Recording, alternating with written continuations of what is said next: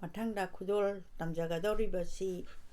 Khwairakpam Chaoba Singhana ibiramba Tougadaba Thabakta mai Onshillu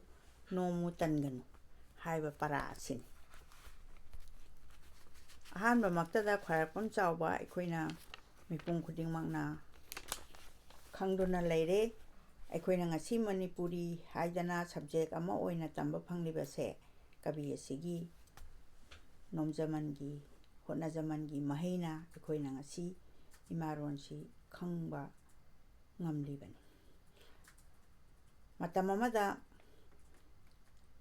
mahak masamangna wareng iba ama oina hainadi mayamnadi khangnai adubu saireng su I maitai kabi kauba saireng amasu I atopa saireng kaya amasu I aduga historical novel labangalata su iduna thambirami aduga kabi ase Khwairakpam Chaoba mahaki maramda ibirami ba maraktagi khitang phongdoksage Khwairakpam Chaoba Singh kabini Lisingama Chanipan Maudramnga gina Lisingama Chamapan Yankhai bhawa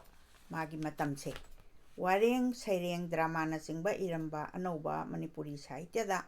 mafam yamna chauna kanjuna leiriba mahamak poklamdragadi mahamak leiramdragadi ngasi akhoina sahityani kaina akhoina tawjari bese oithokte mahaki nomjamal lairik leiramde lairik tu mana ibiraga angangi syllabus ta yawhollaga madudagidi akhoina mathang tamaktana ngasi phawba oiraglibase kabigi chauraba abadani asumna haibirami akhang haina isamangna su madu yaje warengi damaksu hena maming chatpa ibani masu wareng iba ma oina di phawgiba wareng asida ibana taibang midi thabak na punchini thabaka thadok na bayade asumna haibirami thabak yawdraba punchidi asibaga pangkhakni nomba amadi win kanba miyoibana taibangda sinaidraba mingchat phangnari atanba haibasina amukasu tamthiraba tingi masakumlaba taibang punchigi layonbu chikthatli aduna naha oiringai satra oiringaida atanba thadoktuna thabakki chinchangda khongdaba tamhogadabani haina aibana phongdok mahaki wareng thambiramliba wareng asigi maming Tougadaba Thabakta mai Onshillu Nommu Thanganu Tougadaba Thabakta maipunana hotnaba amasung nomba haiba ase ahillamandagi phangba pautakni haiduna ikai khunlabam thoi haibata nate machi tengbanba semba isorgi mahogsagi haunabini atanba na thabakta mai onthokpa haiba asidi mapugi haunabi kairaba miyoibagi khusengbi oiba machatni wakhal chawba mi punamakna tengbanbagi maikei taramak sinba thungna yenglubada wakhal ase achumba ni haiba mapukningda khangba ngamgani yengu ahingna mamai hek lomlakpada kwaki lanbau sille charoi tetu khongle nongpok maikeida chingkhaigi phiduk hulle nongalakpagi describe tawrimni koro hanbana ayuki malangda inau satkaire adudagi amuk numit aduna nongchup chingya hek thangkhibada tangthak naidraba tha amasung thawami chakna ahingi atyabu leitengli ahingda taba jibana tengbanba se amuk nauna thawai panbagum tawri matam chana nong tari nungsit sitli nong thangi angakpa mangana atya sinba thungna ngali asungna tengbanbagi sa usek tilka mai ising nong nungsit punama ase thabaki lamda harauri nongairi lamthungpham naidraba thabaki ichena tengbanba sinba thungna cheli asumna chahi kaya satkhare juk kaya hokre tengbanba semba punamak tanaya naduna mapugi khusem kaya kai khare anauba kaya semgalle miyoibagi maihorondagi onthokpa thoram kaya chankhare taigumasung thabaki ichela sidi lepa naide pothaba leite miyoiba natana isona sembirakpa tengbanba asida Tougadaba Thabakta mai onthokpa ude miyoiba natana taigumasung satra singi Tougadaba Thabakti karino akhoi hujik laik tamnarabanina laik tambagi chana kanglonse sigi matangdani maruoina mahakna ibiramlibase aikhoina khangi angang pakhang ahal punamaki punchi thabakna sagatpa ngaktani thabak hek loibaga taibangmi gi miyoibasu loi miyoibana pam labada Tougadaba Thabakki kari watpham leibage Tagumashung masi phagi jugai taunafam di thokte asigumba paukhum karigumba tarabadi ekhoina pukning wabaga loinana hainingi haunabi ama naina oja guru amagi manakta khanduna lairiba mi adugi Tougadaba thabakki maming makhai tabagidi karisu watpa leiram gani madu ngakpa ngamba ngamdabadi wa amani maram asina lairik asi paraga madugi maramda yamna losing tabasu yai haina khanduna masi iduna amu wareng asi sangdohalaroi angang oiringagi matam ase Tougadaba Thabakta mai onsinba nomba amasung atanba thadokpa tamnabagi athoiba matamne angang oiring matamse yam cheksingadaba angangi puksel ase aruba mingsel gumbani mahaki mangda tararaba pot punama ado hekta mangonda mamita angang duda angangi thamoidi phattaba wakhal amatasu paktri matam adudadi makhoigi thamoi ado achumba khangnabagidamak hainingduna lei matam asida nombagi maru hulhaudrabadi tungda madu poglakani haibagi ningna pham leitre angang oringai dei semhogadabani haibani khwaigi maru oiba magi arthase matik chana nainaraba tada hakchang amasung pungningi mapung phana chawkhatpa phangba ngami maduda pungning changna nomduna atanba thadokduna honaraba tada mahai phangpham thoi wahaidagi thabakki mahaina thoina tungkoine thabakna punsigi aphaba chawba punamak chawkhale maram aduna win kanba galoinana thabakta pansinaba hotnaba honai tanduna matam lenbaga manaba nungaitaba kari leibage matam lenbada warabadi thabak leitaba migi dani matam lenbada wabadi thabak leitaba migi dani maramdi nungaiba haiba se thabak pamba amasung thabakki mahaini nomba natana ningba thungba nungaiba amasung chawkhatpa ngamde tengbanbada tawriba oithoktraba mina ngamba hongnadraba thabak punamak ase nombagi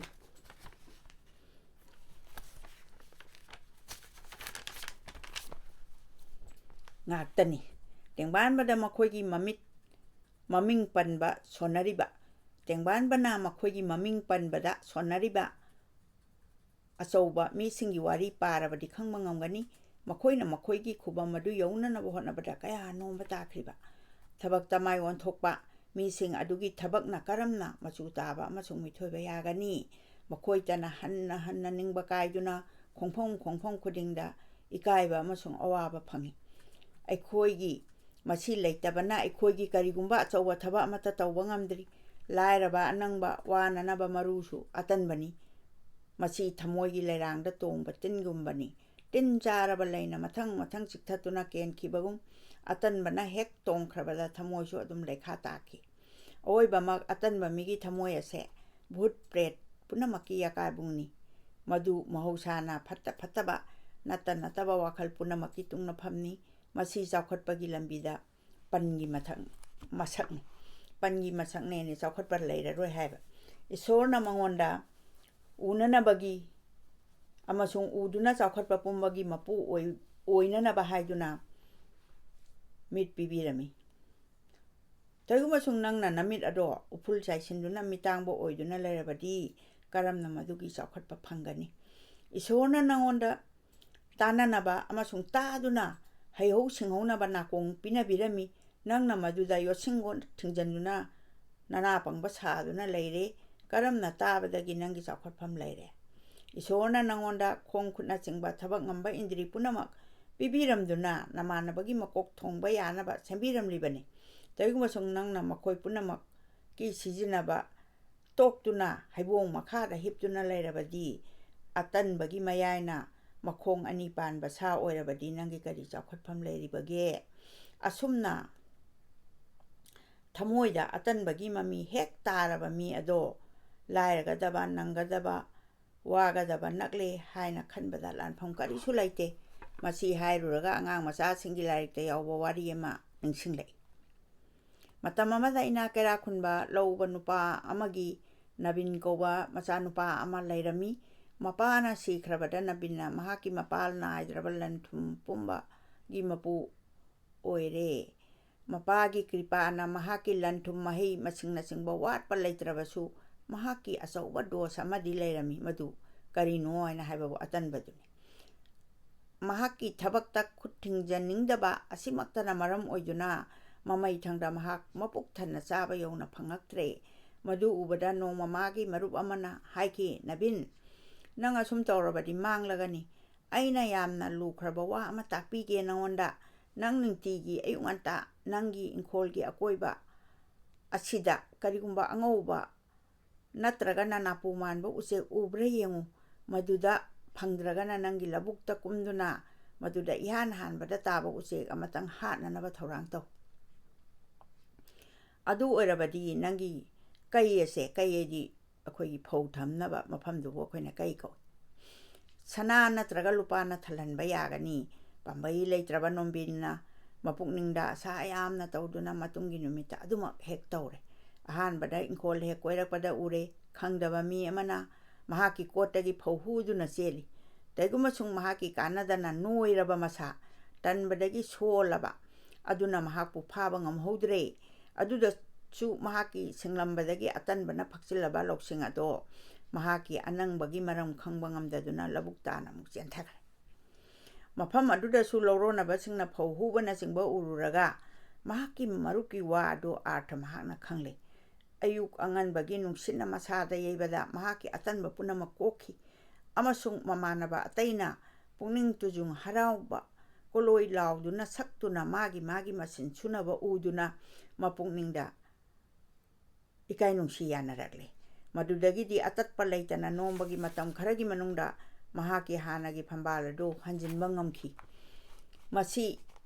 phungnak wari ni haibadi chumi phungnak wari haibase aina khangjaba khajitang sandok saramge phungnak haibadi akhoi meitei singi chakhum haibaga phunga haibaga ani lei chakhum haibasina chak thongnaba mafambuni yamna sengna thami aduga chak thongba natana atai changba yade phungnak haibadi mai hofam mai tikpham iseng lumpham haidana mafam chana mafam atai de hekta phunga se phunga lairu kaina khoi imoinugi mafamga thamdana khoi yam phajaba formality ama maitei yum saron lairami madugi mafam aduda ahansingna masu macha singbu chak ngaina wari phajaba moral yawba phunga wari haidana ngasidi folklore oina leirare phunga wari libinaba su leitre li su linadre aduna mafam duda liba warido aduni mana kabina sida palam liba phumnak wari ni haibadi chumi harise mana mafam duda ahansingna magi masu macha singdo changaiba matamda hangba matamda wari liba mafam oina thamba mai so dum hoba aduga kaino ising so dum lumba adum ikang kanaba fireplace amani taguba sung masidagi atanbana karamna pungning hakchangbu manghanbage haiba do atanba hek pakpada mi adu soidana lairaba anangba maphangle haiba do khangba yagani amaromda nomba haiba sinungai yaiphabagi apumbagi pokna phamni nomba idinga sagi thabak suba nombado leipaki lehau kabagi pangal lei haiduna su khoidaba yade khoiduna maru hundaba yade pambi khawdaba yade khawduna yeidaba yade madutada marudo phangadawribani pambi da phi oina pande latsing hekadabani hektuna naigadabani naiduna metuna matungda sen ainaba phi sagadabani madutada ikoina phi phangi asina singba mina nungai yaifaba chakhotpagi khubam phangbadi mahaki nombagi chang adugi matung inanabani mapugi lepak asidadi misang mikhai naibagi thabak leite mahakna hunba maru adugi pambi soidana hogadabani tengban bada nungaire yaifare haribado nomba kali mamal naidraba matam onduna arembada manghande haibani aoibamak nombana laibak phabagi apokpani atanbana madu manghanbani asumna nombana tanakari imatta phangbam late haiduna su nomba haibase nungaibagi thabak oheldi haiba khaluraga puningda nungaiba poi thabak laitabaga manaba waba matengban bada laitre mi ado angawbaga pandam oi leina phom khangde haina pham laite matik chana nomlaga ta tumba nungai chaba hawi aduga laina piraktana de nomba ngakna su satna de haina ningba su chumde chakhotpa haibase nombagi managi masakni nangi lausingna singlabasu nomduna madu chakhatlangadabani adugumba lausing laitrabasu nomaduna nangi awatpa mensingadabani maram chana nomlaga ta maram chana nomlabada phangdaba laite angang oiringaidagi matik chana nomba tamgadabani fattaba sanga ayamba papki thabaktagi masabu kanjage harabadi Thabakta mai onsinba nattana pambai leite atanba haiba se huranba changnaba yungi thong hangdoktuna thambagumbani isel leitaba isingda ayamba tilgang poktuna ising mangbagum